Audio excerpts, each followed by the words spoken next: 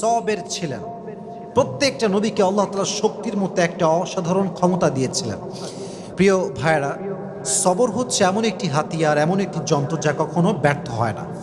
সবর এমন একটি যন্ত্র যা কখনো বৃথা যায় না, এবং সবরকে আল্লাহ তাআলা এমন একটি তীর বানিয়েছেন যা কখনো লক্ষ্যভ্রষ্ট হয় না, এবং সবরকে আল্লাহ তাআলা এমন একটি দুর্গ বানিয়েছেন যা কখনো ধ্বংস হয় না। একটা বিষয় খেয়াল রাখেন, ওয়াসবিরু ইন্নাল্লাহা মা'আস সাবিরিন। আল্লাহ তাআলা বলেছেন তোমরা ধৈর্যশীল হও, এবং মনে রেখো যে সবর করে, যে ধৈর্যশীল হয়, তার সঙ্গী হয় একজন, তিনি কে? আল্লাহ তার সঙ্গী হয়।